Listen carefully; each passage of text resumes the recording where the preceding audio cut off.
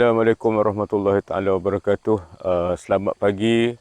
Saya berada di laman Poknik di Batang Kali, tepi sungai, banyak pokok, ada buaian buatan manusia.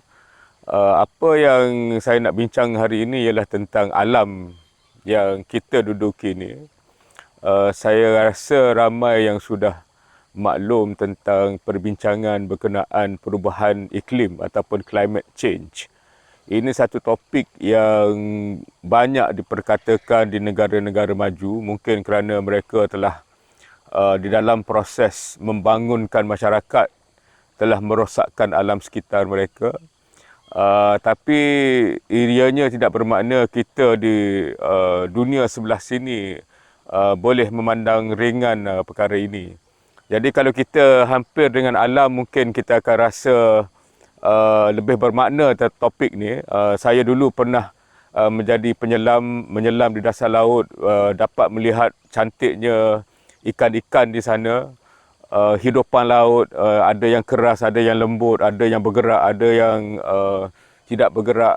Jadi mungkin kalau kita hidup di lokasi-lokasi yang berinteraksi dengan alam, kita mungkin lebih berasa prihatin dengan pentingnya menjaga alam sekitar.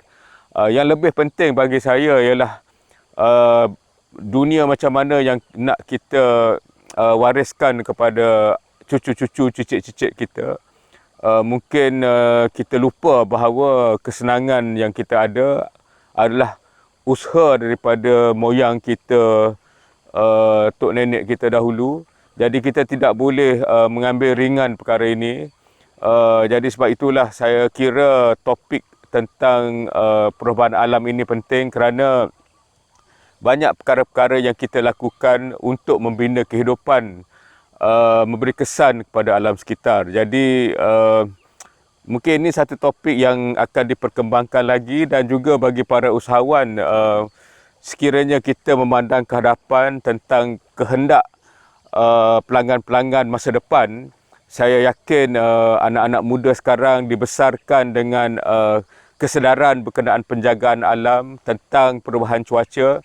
Jadi kalau kita dapat menyelaraskan perniagaan kita dengan usaha-usaha untuk mengurangkan suhu bumi misalnya, maka ianya tentu akan menjadi satu produk ataupun perniagaan yang mungkin lebih dekat dengan hati pelanggan-pelanggan di masa hadapan.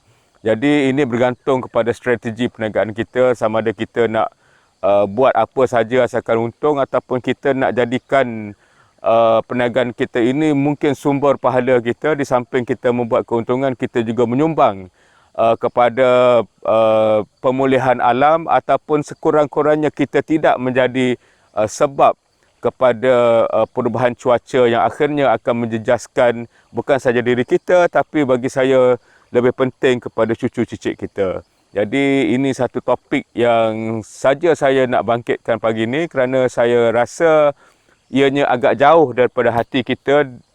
Penduduk-penduduk di bumi sebelah sini, kita banyak menyalahkan orang lain ataupun bergantung kepada orang lain untuk memerlukan sesuatu. Sedangkan kalau kita tengok dalam Islam itu sendiri, kita ambil contoh maqasid syariah.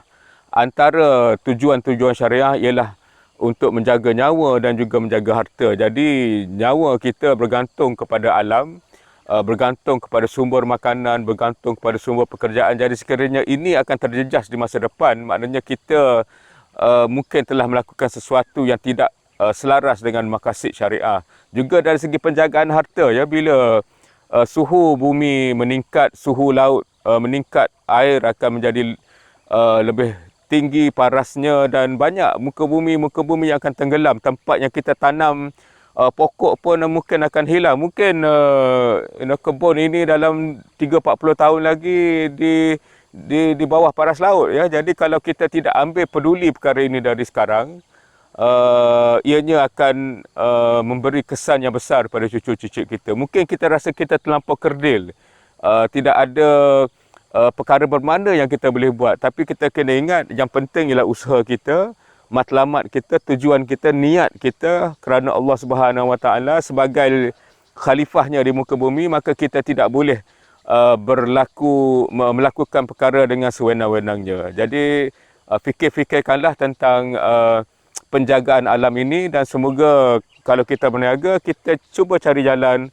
untuk lebih mesra alam dan menyumbang kepada penjagaan alam sekitar, bukan saja untuk diri kita tapi untuk anak-anak, cucu-cucu dan cicit-cicit kita. Sekian, wabillahi taufiq wal hidayah. Assalamualaikum warahmatullahi taala wabarakatuh.